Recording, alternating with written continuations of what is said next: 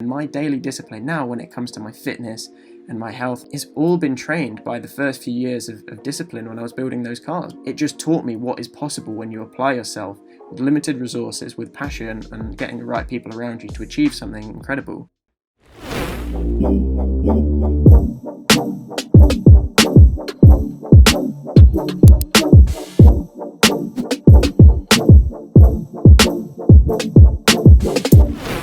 Hey guys, welcome back to my YouTube channel. So in this video today, I'm going to do something a little bit different.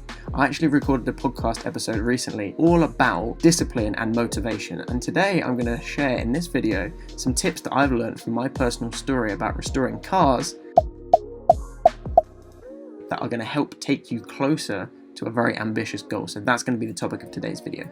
I think that discipline is something that everybody needs in their lives. No matter what we're trying to do, where we're trying to go, if there are uncomfortable things in our life that we don't want to do, if we don't have strategies in place to help us move forward towards those goals, then we're going to fall off and we're going to be sucked into the realities of noticing that this discomfort really is exactly that. It's discomfort and we don't want to do it. So I thought I would share a story today all about my own personal life. I've actually overcome a huge amount of, limiting beliefs to say I can't do this thing, and shown myself and proven to myself that it is possible to achieve a very, very ambitious goal. So, I'm going to backtrack a bit. When I was 16 years old, I went to a car show with my dad.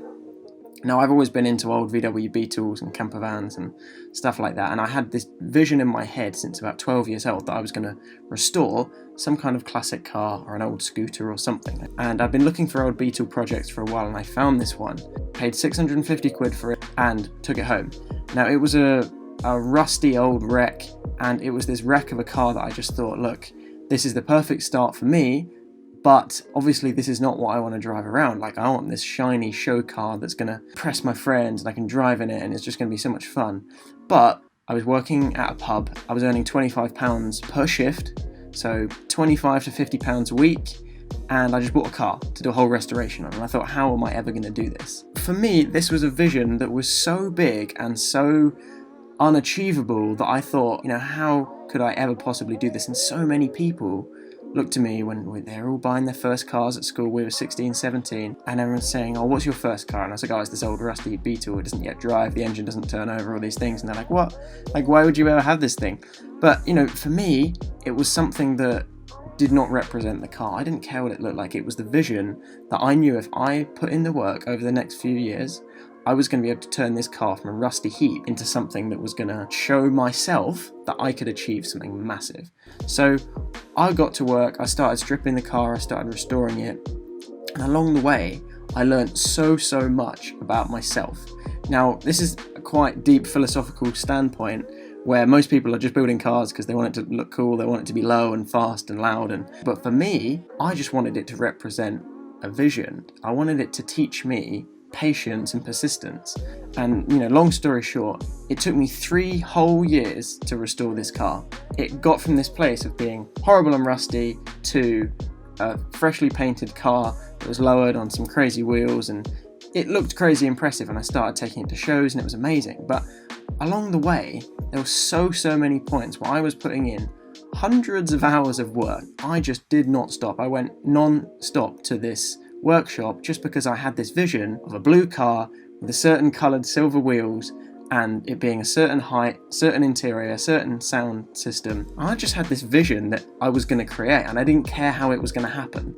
There's this quote from Will Smith that's talking about, if you want to build a wall, you don't need to think about a wall, you need to just think about one brick.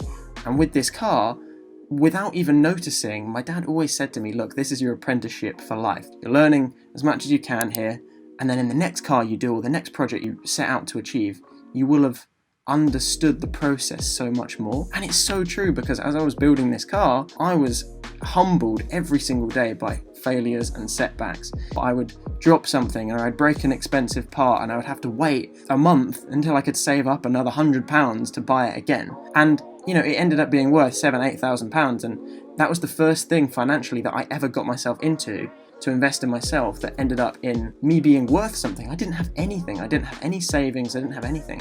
On an apprenticeship budget after I'd left school, I kept pumping in the £500 I was making per month. Literally, that was my salary. And then I finally got to the point where I was getting closer to the car build, and there were certain things along the way I just didn't know how to do. So what did I do? I jumped on Instagram and searched up people who have got VW Beetle cars. I started an Instagram page all around that topic because it was something I was passionate about, and I got to a point where I made a big community of friends in that group. They were all really knowledgeable about Beetles. I met a guy called Jake, I met a few other guys that were really helping me out, and they've been invaluable the past few years helping me out with cars. My point is, I went and I looked for people that were where I wanted to be. They had done this thing that I was trying to achieve, and I went and I found them because I knew that I was not going to get there on my own. I got books, I went on YouTube, I looked up how you weld, I bought a welder, and I made it happen. I just figured out a way to make this happen because I wanted it so badly.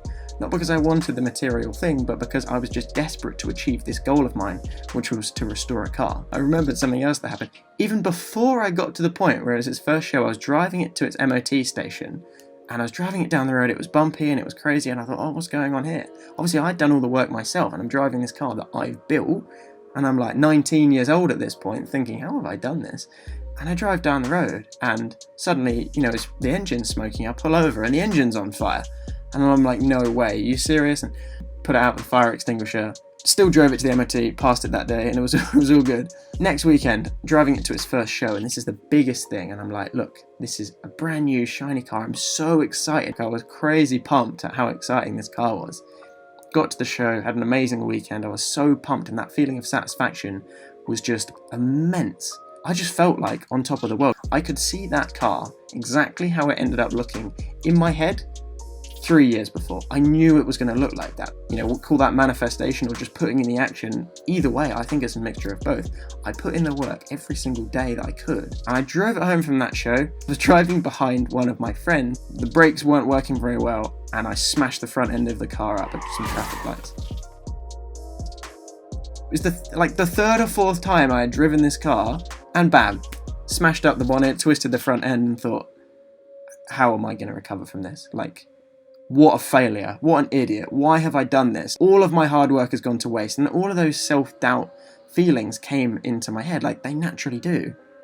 And, this was around the time where some of you guys will know my mum passed away when I was 19.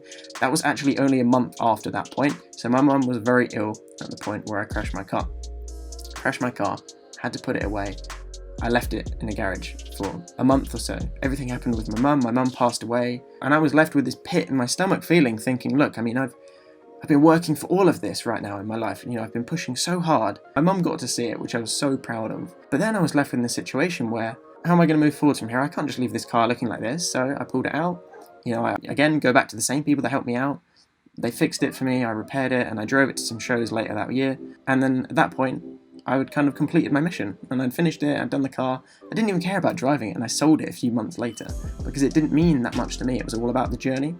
And genuinely, the whole way through, I did not care about the material thing. I didn't care about that car. I just cared about what that was meaning to me and how much I was going to learn along the way. So, I think the biggest things that I took from that part of my life is that with any ambitious goal that you're setting your mind on, it's not about if you can do it or not. It's about what are you willing to do today that's going to take you one step closer. If you are making that wall and your vision is to build this huge wall, how can you lay that first brick? That is the most important part, just having that constant reminder in your head of how can I push forwards. I enjoyed the chase and the project more than I enjoyed the end result, because it's never about the thing. Whatever you guys are chasing right now, whatever you're looking for, whether that's to change your body physically, to invite a new relationship into your life, to drive a new car, all of those things are amazing, and you all deserve and you're all worthy of those things.